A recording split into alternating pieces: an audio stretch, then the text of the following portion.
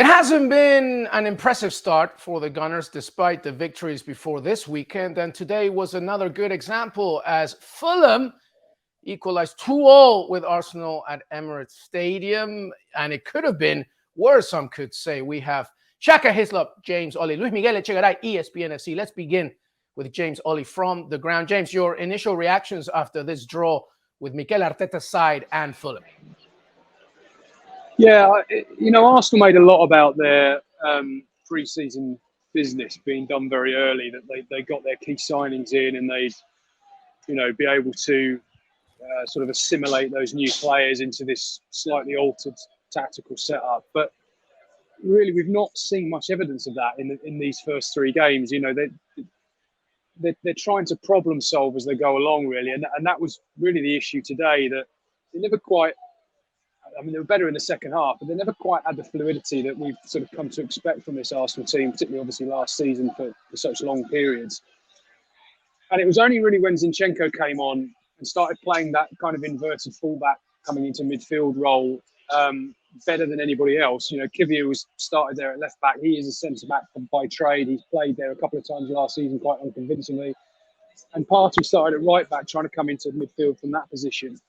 And when he went off and Fabio Vieira came on, it was really those two that started to create the patterns of play that we're sort of more associated with Arsenal. And that's when they started causing them problems. But, they fell behind early on.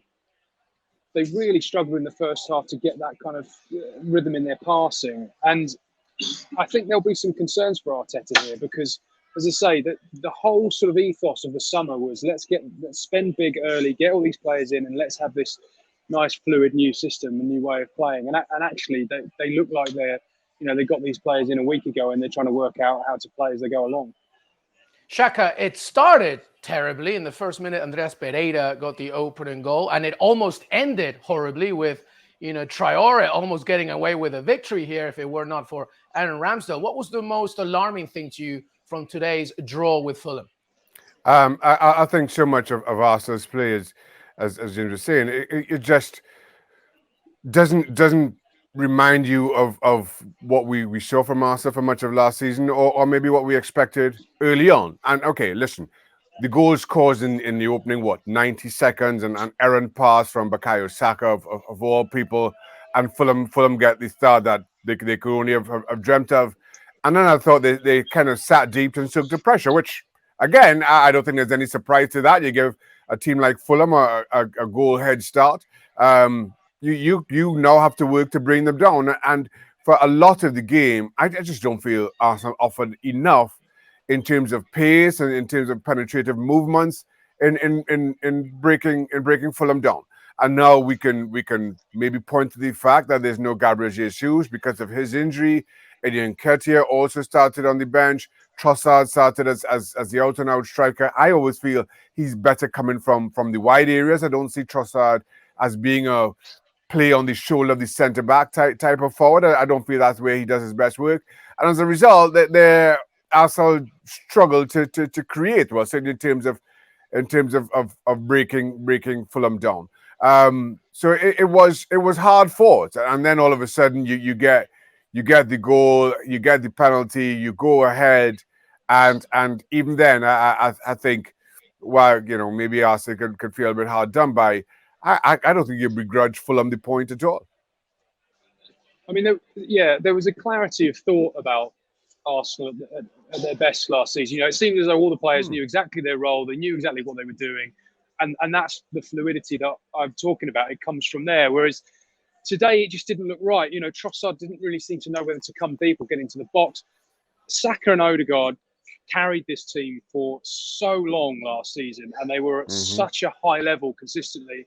Neither of them were at their best today. Not a criticism of either in terms of, that wasn't the reason they didn't win the game. But, I thought this was true at Palace. So look, there were so many times in the Palace game on Monday where the ball would go out to Saka, and it was almost as if, okay, Bukayo, go and do something with it because we need you to go and win this game like you've won so many before. And Martinelli was on the other flank, acres of space, time after time, not getting the ball. And yet today, I think they tried to play a little bit more towards Martinelli. He didn't have his most effective afternoon. And when you sort of throw these things into the mix, it just starts to look a little bit as though, as I say, they're having to problem solve off the bench rather than this is our 11, this is our lineup.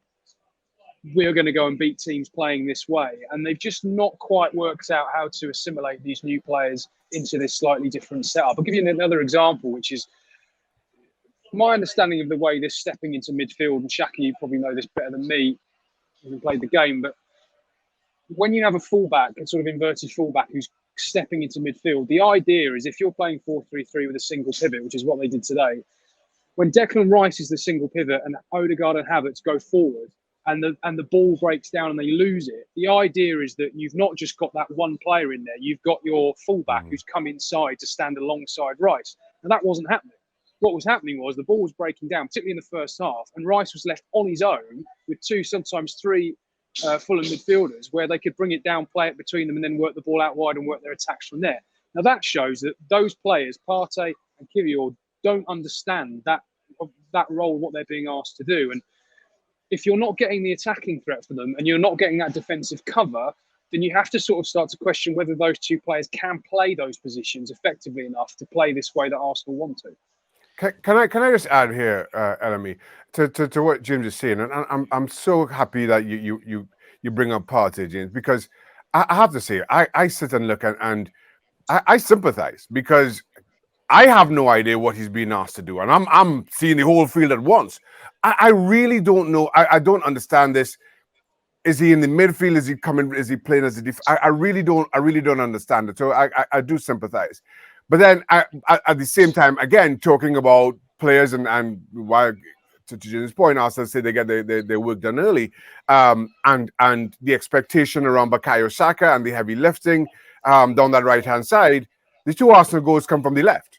Fabio Vieira, where once he comes off the bench, he gets brought down for the penalty. It's his ball in that Nketiah scores for Arsenal to take the lead.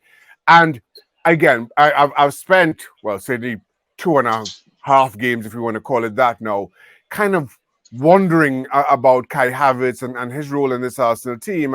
And while, yes, the substitutions, Fabio Vieira did come on for Havertz, and it changed a lot about Arsenal's look down that left-hand side with Zinchenko as well. While all of a sudden that focus comes away from Bukayo Saka, and she again is right on how much of the heavy lifting he's expected to do, you get production down the left. So now Arteta, in my opinion, just go back to what's worked and simplify Partey's role. And you now have a big decision to make around a player that you spend an awful lot of money on, and the majority of the summer convincing people like me that Kai Havertz had a role to play in this Arsenal team. James, let me ask you something, because obviously it's still early in the season. There's still a lot for Mikel Arteta to figure out. But to your point, the preseason was meant to fix errors like this. I want to ask you about Gabriel, because, you know, he was a very important factor last season, and now he didn't even get on the pitch. What's going on there? Yeah, I think there's a couple of things with that. I think he didn't have a great pre-season. He made quite a few mistakes during pre-season, and I think that will have carried against him in terms of starting in the Premier League. I think also there's been an appetite to get Ben White back into the position that he actually wants to play in, which is as a centre-back. He's on record, I think, saying that he's not particularly comfortable at right-back. He played very well there last season. But I don't think he's somebody who, in a way that John Stones at City has been asked to maybe start at right back and come into this inverted midfield position, I don't think they feel Ben White's range of passing and vision is good enough to play that role. So, but they want to get Ben White in the team. And with Saliba being an absolute rock at the back, Gabriel's ended up being the fall guy, perhaps for his pre-season form. Now, there is obviously another thing going on here, which is the Saudi Arabia interest is rumbling along in the background. And we actually spoke to Arteta about this a couple of days ago to sort of say, look, you know, is that Saudi Arabian interest a factor? He insists that it's not, but it would be easy to understand why Gabriel may have had his head turned, given the kind of money that is being offered to go to the Saudi Pro League, if he's not going to play here. I think also Arsenal are leaving their options open on that front because they have spent big this summer. You only need to look at the structure of the David Raya deal that would look like it was going to be a straight transfer. It's ended up being a £3 million loan up front with the option to buy next summer. That's an accounting issue. And they've done it that way because they didn't necessarily have the money to go and spend on a backup goalkeeper or a rival goalkeeper for Aaron Ramsdale, depending on how you picture it. That sort of suggests that any further incomings they want before the end of this window is reliant on player sales. And so they may look at something like 30, 35 million if they can get it for Gabriel and think, do you know what, we're pretty well stocked at centre-half. They seem to rate Kivior, even though I don't think he played particularly well at left-back today, but as a centre-back, they seem to rate him. They feel they've got maybe enough cover with Ben White, with Saliba. Maybe if Rob Holding stays, he might be content with a squad role for another season. But they might think, well, do you know what? Because the Saudi league runs until the window runs until the 20th of September, they've got more time. It's not a case of waiting 4 or 5 days. They may think, well, actually, we could leave this one right to the end of the window. And if we decide, 2, 3, 4 games down the line, we can actually do without Gabriel, they could take the money and start to offset the balance of what they spent earlier in the summer. Mikel Arteta himself said in the press conference that even though this window for the Saudi Pro League goes until the end of September, it is problematic for the rest of the Premier League in Europe, but we will see what happens. Very quick here, Shaka, Hislop. James mentioned David Raya coming in.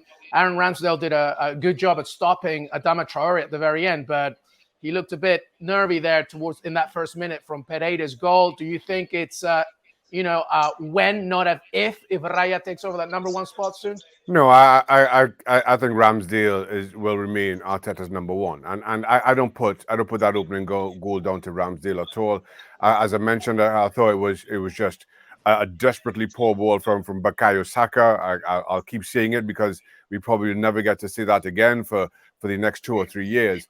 But Ramsdale was pushed so high up the park because Saka is in good position that when Pereira does pick the ball up, he finds himself backtracking. He's desperately out of position. So he's not only running back, but then he's trying to run to his left as he's looking out to the field.